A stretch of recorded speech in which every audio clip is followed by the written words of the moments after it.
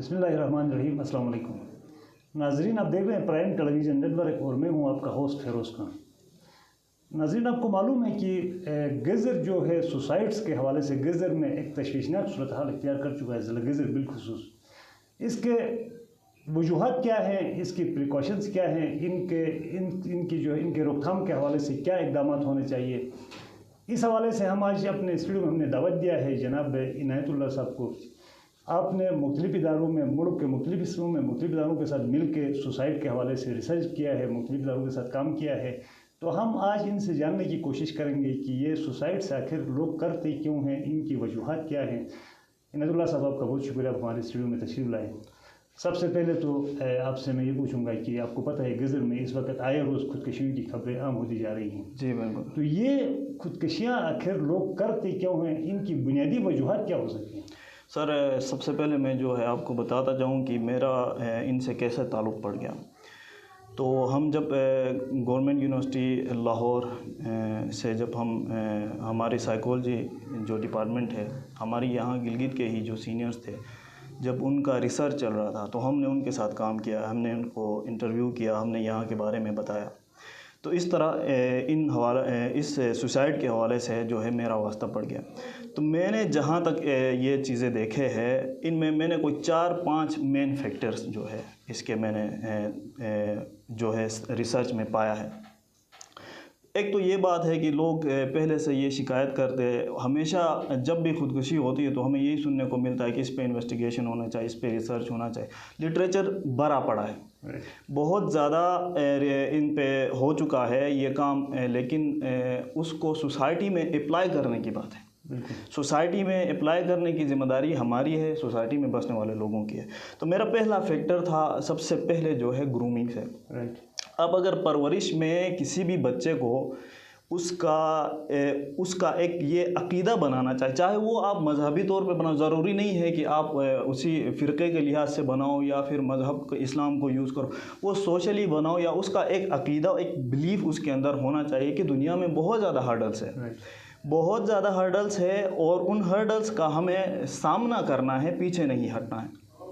परवरिश में एक और पॉइंट मैं ऐड करूँगा सर, मैंने गज़र में देखे हैं कि जितने भी घरों में मेरा वास्ता पड़ा है या लोगों से हमारे रिश्तेदार हैं, हम मुख्तलिफ़ इलाक़ों में फिरते हैं, जहाँ फैमिली वाले अगर मिल के बैठ के अगर कोई टीवी प्रोग्राम देखते हैं, वहाँ पर इनको जो है मूवीज़ देखने उनकी कैटेगरीज़ का आइडिया नहीं होता। वो फैमिली शो है या फिर वो 18+ है, इसका कोई आइडिया नहीं होता। तो वो शुरू से ही वही चीज़ें इंतहाई उन पे ज़ोर दे रहे होते हैं बॉलीवुड मूवीज़ पे।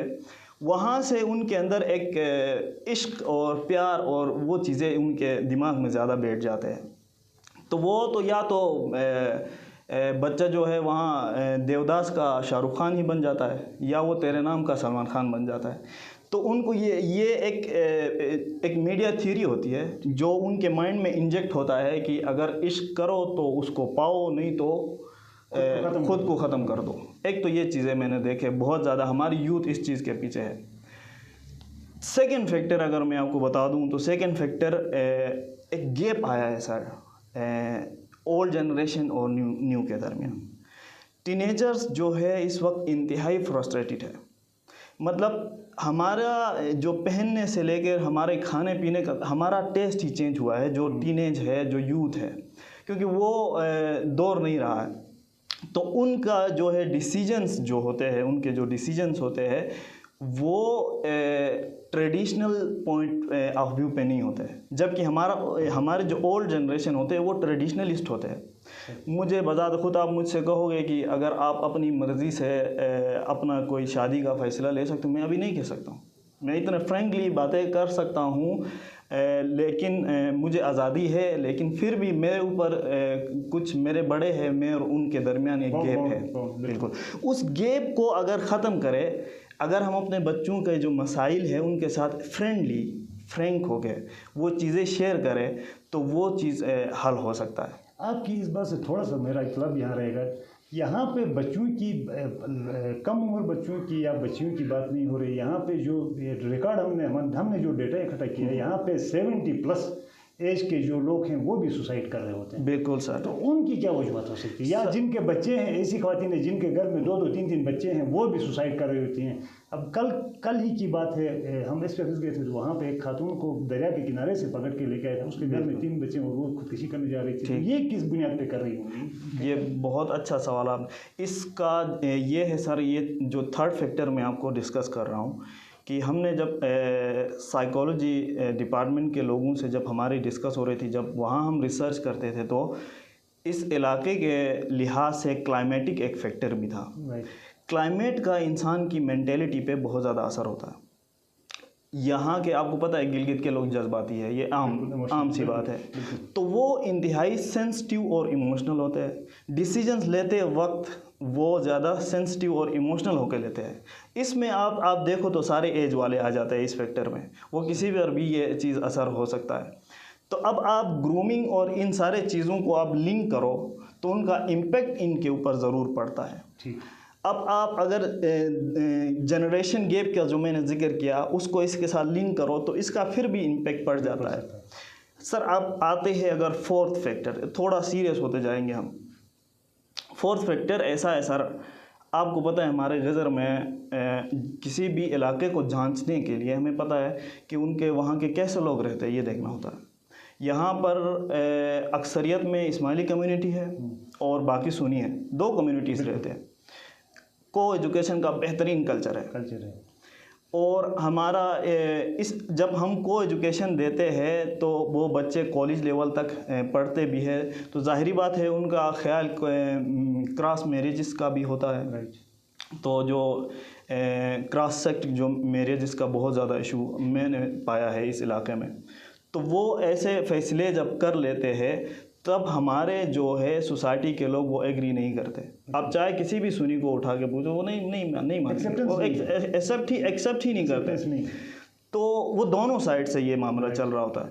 तो उसके दरमियान अगेन जो यूथ है वो फ्रस्ट्रेटेड है, ज़्यादातर यूथ। आप खुदकशियों का लेवल भी आप देख ले उठा के, तो जहाँ तक मैंने अपने क्लास फेलोज को भी देखा है, हमारे साथ रुखसत हो गए हैं, वो फ्रस्ट्रेटेड इसी वजह से ज़्यादातर होते हैं। तो हमें मतलब मिल बैठकर इस चीज़ को हम सुधार सकते हैं। ये कोई हम सब इस्लाम के मानने वाले हैं तो इस्लाम में इसकी तो बिल्कुल गुंजाइश है। इसमें कोई बुग़्ज़ रखने वाली या शर्म की बात हमें महसूस नहीं करनी चाहिए और ये बातें छुपाने नहीं चाहिए। जहाँ हम करते यार फ़िरक़े वाली बात ना करो, ये वाली, वो ऐसे नहीं होना चाहिए। ये बातें होनी चाहिए क्योंकि हम माहौल दे रहे हैं तो ज़ाहिरी बात है लिंक्स भी क्रिएट होंगे, और लिंक्स जब क्रिएट होंगे तो उनके लिए जितना गैप हम वो हर्डल्स और बैरियर्स बना रहे हैं वो उनके लिए बहुत ज़्यादा मसाइल का होते हैं। अगर हम फिर अब परवरिश की आप बात करोगे तो वो यहाँ पर सॉल्यूशन का भी उसका हो सकता है। अगर हम परवरिश ऐसा करेंगे तो हमारे बच्चे भी वैसे ही सेलेक्ट करेंगे, अगर नहीं करेंगे तो हमें फिर सोचना पड़ेगा कि इसका कैसा हल हो सकता है। सर अब मैं फिफ्थ फैक्टर अब मैं बताऊँ तो हमारा जो माहौल है वो अभी पहले की तरह नहीं रहा है, काफ़ी ख़राब हो चुका है। मैंने पहले भी एक पोस्ट किया था कि गिलगित बल्तिस्तान से कई लड़कियों का जो लेवल है वो काफ़ी उस हद तक नहीं रहा है। मैंने ऐसे आयरॉनिकली कहा था कि गरीबों की हरीम शाह बन गई है। तो बहुत सारे लोगों ने इस बात पे एतराज़ भी किया कि आप ये क्या किस इलाके को वो मेंशन कर रहे हो। मैंने कहा मेंशन नहीं, ये जनरली बात है। इसके पीछे जो रीज़न है वो आज़ादी का गलत फ़ायदा उठाना है। बिल्कुल सही। हमारे पेरेंट्स हमें बहुत ज़्यादा आज़ादी दे रहे हैं, चाहे वो लड़का हो या लड़की हो, और आज़ादी दे रहे हैं तो उस आज़ादी को किस तरह यूज़ करना है ये हमारे अब यूथ पे भी आएंगे। मैं हमेशा इन सोसाइटी को ही वो नहीं करूँगा, ये हमारे टीनेज जो है, जो हमारे यूथ है, जो स्टूडेंट्स है, जो यूनिवर्सिटीज़ में पढ़ रहे, वो इस चीज़ का ख़ास ख्याल रखे कि जो आज़ादी उनको मिली है उसका कैसे इस्तेमाल। दूसरे हमारे बड़ों को ये ज़रूर देखना चाहिए कि किस बच्चे को कितनी आज़ादी देनी चाहिए। मेरे घर में कई सिस्टर्स है तो मैं अपने माइंड बना के चलता हूँ कि मेरी ये सिस्टर, इसको मैं किस माहौल में रखूँ, वो किस माहौल में। अगर मैं अपनी सबसे पहले मिसाल दूँ तो इसी तरह सबको ये देखना चाहिए कि किसकी मेंटेलिटी कितनी स्ट्रॉन्ग है, कितनी वीक है किस बच्चे की, उस तरह की उसको आज़ादी देनी चाहिए। तो मेरे ख्याल से ये काफ़ी हद तक हम जा सकते हैं। अदरवाइज़ तो इसके कई पहलू है, कई मसाइल है। अच्छा, तो इसके रोकथाम के लिए किस तरह के इकदाम उठाने की ज़रूरत है? जो आजकल जो माहौल बना हुआ है, स्पीड इंतहाई तेज़ी से खुदकुशियाँ हो रही हैं, इंतहाई तेज़ी से। अभी गुज़श्ता एक हफ्ते के दौरान 4 बल्कि आज 5 खुदकुशी जो है वो रिकॉर्ड हो गई है। बिल्कुल। तो रोकथाम के लिए क्या करना चाहिए और किस इदारे को सामने आके फ्रंट पे आके इसके खिलाफ काम करना चाहिए? सर, सबसे पहले तो हमारे जो भी यहाँ पर गवर्नमेंटल इदारे हैं जो इसके पीछे काम कर रहे हों, उनको उनको ऐसा प्लेटफॉर्म मुहैया करें। अगर आपने जिस तरह आज मुझे प्लेटफॉर्म दिया है, इस तरह लोगों को कैंपेन करने की वो मिले, मौका मिल जाए, वो कैंपेन के ज़रिए करें। लेकिन इस चीज़ को कैंपेन से हटाकर लोगों को इसको पॉपुलर करें हम, कि लोग प्रैक्टिकली ये चीज़ें करें। जैसे मैंने आपको कई हर्डल्स बताए हैं, प्रैक्टिकली ये चीज़ें हमारी सोसाइटी में लेकर आए, और वो चीज़ें, वो तासुबी बातें और वो इख्तिलाफात, ये सारे चीज़ें ख़त्म करके यूथ के साथ और अपने बच्चों के साथ उनकी परवरिश में उनके साथ उनके मसाइल को शेयर करने के लिए प्रैक्टिकली जब काम होगा तो ये चीज़ ज़रूर कम हो जाएगा। अगर हम ये चीज़ें सिर्फ बातों और रिटन फॉर्म तक रखेंगे तो वो होते रहेंगे, उनका कोई असर नहीं होगा। मेरा मकसद ये है कि सारे लोग जो इस सोसाइटी में बसते हैं वो मिल बैठकर अपना जहन बनाएं, वो चेंज अपने साथ लेकर आए, ख़ुद भी चेंज हो जाए और दूसरों को भी करे, तो वो उनको देख के कतरा कतरा दरिया हो जाएगा।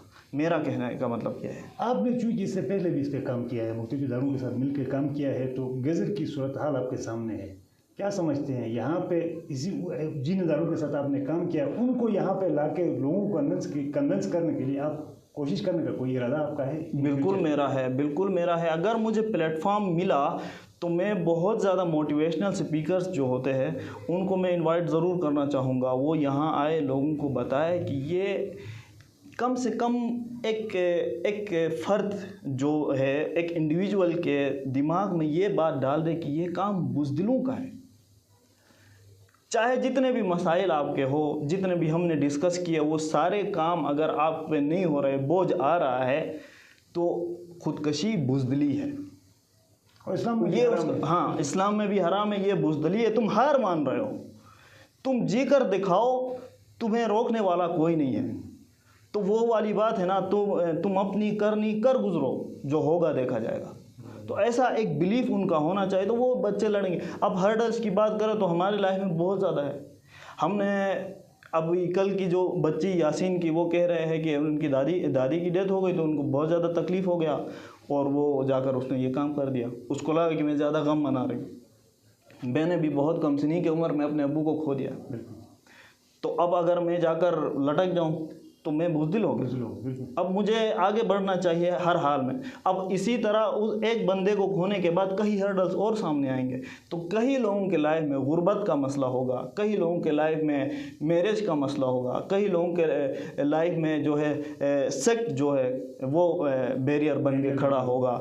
उनके साथ उनको लड़ना है। दूसरे, अगर ओवरऑल जनरली कहूँ तो ये सारे मसाइल अपने बच्चों से हटाने के लिए हमारे सोसाइटी के लोगों को मिलकर काम करना चाहिए, प्रैक्टिकली करना चाहिए। आप करा दे किसी की, अगर कोई मैरिज का उसका इशू है तो आप करा दो, आप रिश्ते बांटो। आप पुरानी जो आपकी हिस्ट्री थी, आप वहाँ पर लोगों ने दूसरे कम्युनिटीज़ को मिलाने के लिए शादियाँ ही तो की थी। आप उनके लिए हर्डल बनने के बजाय आप मिल बैठकर वो चीज़ें इजी कर दो। जब आपने माहौल ऑलरेडी आज़ादी का दिया हुआ है तो उस पर पूरा उतरने की कोशिश करना। पहले आज़ादी देने के बाद उनको फिर लाकर पिंजरे में डालने की कोशिश करेंगे तो जाहिर बात है वो कुछ ना कुछ उल्टा कर जाए। मेडिकली भी इसमें बताया जा रहा है कि भाई यहाँ पे साइकोलॉजिकल पेशेंट जो है वो आम होते जा रहे हैं। ये साइकोलॉजी की वजह से भी तो ये नहीं हो रहा है कहीं पे। आप क्या समझते हैं, साइकोलॉजिकल जो पेशेंट हैं वो सुसाइड की तरफ तो नहीं जा रहे होते हैं? सर, मैंने जो क्लाइमेटिक फैक्टर जो हमने डिस्कस किया उसके हिसाब से तो मुझे बिल्कुल लग रहा है कि साइकी पे इफ़ेक्ट है, बिल्कुल है। अदरवाइज़ एक ही इलाके में ऐसा नहीं होता। मसाइल और ये जितने मसले हैं ये और दीगर इलाकों में भी है, लेकिन उतने केसेस नहीं आते हैं। या फिर ये है कि उनमें भी ये केसेस आते हैं लेकिन हाईलाइट हम गज़र वाले कर रहे हैं, बहुत ज़्यादा कर रहे होते हैं, है ना। बिल्कुल। तो हम यहाँ खुल के बात कर रहे हैं, बाकी वाले छुपा रहे हैं। या तो कई केसेस ऐसे भी हो सकते हैं कि वो उनको खुदकशी बनाया भी जा सकता है। तो ये इसमें कई पहलू है, लेकिन आपने जहाँ तक बात की है उसका क्लाइमेटिक इफ़ेक्ट ज़रूर है गिलगित बाल्टिस्तान के लोगों पर। गज़र में मैं तो ज़्यादा समझता हूँ, क्योंकि मैं जब खुद डॉन एरिया से यहाँ आता हूँ मैं सेंसिटिव हो जाता हूँ, बिल्कुल। मैं खुद मेरी फीलिंग है। तो ऐसे कहीं जब मैं अपने दोस्तों से पूछता हूँ कि आपको भी ये होता है आपकी, तो आपकी जो पुरानी यादें दोबारा ताज़ा होना, आप सेंसिटिव होना, एक आपके मेंटेलिटी पे एक इफ़ेक्ट, वो बिल्कुल कहते हैं कि इस हवा में है। तो उसके लिए भी इक़दामात उठाने चाहिए, उसके लिए भी उन इदारों को इक़दामात उठाने चाहिए कि वो उसको हम कैसे कंट्रोल कर सकते हैं। ठीक, ये हुकूमती सतह पे पिछली गवर्नमेंट के दौरान यहाँ पे कोई कमेटी बन गई थी सुसाइड्स के हवाले से, उन्होंने कोई नशिस्त 1-2 दफ़ा यहाँ गज़र आके की, उसके बाद वो गायब हो गई, उसकी कोई रिपोर्ट भी मंजराम पे नहीं आ गई। हुकूमत को किस तरह की यहाँ इन चीज़ों को रोकने के लिए इक़दाम उठाने चाहिए? सर, सबसे पहले हमें अभी हमने जहाँ तक हमने गज़र की हिस्ट्री में देखा, एहतिजाज के बग़ैर यहाँ तो चीज़ें हुकूमत काम करती नहीं। तो अगर इस चीज़ पे तो हम एहतिजाज तो नहीं कर सकते हैं, तो कंपेन इतना करे कि गवर्नमेंट को हम मजबूर करा दें कि वो यहाँ पर इन चीज़ों के लिए इक़दामात करे। अभी आप देखें हमारे हायर सेकेंडरी गिलगित में स्टूडेंट्स के लिए जो है वहाँ पर उनकी साइकोलॉजी के लिए जो है साइकेट्रिस्ट मौजूद होता है। यहाँ पर कई जगहों पे आप वो रख सकते हो। अगर कोई बच्चा आपको इस तरह नज़र आता है, फ्रस्ट्रेटेड नज़र आता है, डिप्रेस्ड नज़र आता है, उसको उनके पास ले जा सकते हैं, वो अपने मामलात वहाँ से शेयर कर सकते हैं, वहाँ से वो अब आपके पेरेंट्स से कांटेक्ट करते हैं और वो चीज़ें वहाँ से सोल्व हो जाते हैं। मुझे खुद से उसके पास लेके गए थे, जबकि हम एहतिजाज कर रहे थे, मुझे पॉलिटिकली लेके गए थे। तो जब मुझे आप स्कूल वाले उसके पास ले जा सकते, तो हमारे सोसाइटी में और भी लोग हो सकते हैं, और ऐसे जगह जहाँ पर साइकियाट्रिस्ट की ज़रूरत है तो उसको हम वहाँ रख सकते हैं और उनकी कंसल्टेशन इस तरह हो सकती है। आपने इस पे काम किया है बहुत सारा, आपको थोड़ी सी एक्सपीरियंस भी है, तो ऐसे लोगों को जो सुसाइड करने जा रहे हैं या जिन्होंने किया, क्या पैगाम देना चाहेंगे आखिर में? सर, मैं तो ये पैगाम देना चाहूँगा कि मैंने आपसे पहले भी ये डिस्कस किया था, मेरे लिहाज से ये अमल जो है ये बहुत बड़ी बुज़दिली है, आपने डट कर जीना है। मैं यही कहूँगा कि कुछ लोग तुम्हें समझाएंगे, वो तुमको खौफ दिलाएंगे, जो है वो खो भी सकता है, तो तुम अपनी करनी कर गुजरो, जो होगा देखा जाएगा। इनायतुल्लाह साहब, आपका बहुत शुक्रिया, आपने हमें टाइम दिया। नाज़रीन, इसके साथ हमारे प्रोग्राम का वक्त ख़त्म हुआ चाहता है। अपने मेज़बान फेरोज़ खान को दीजिए इजाज़त।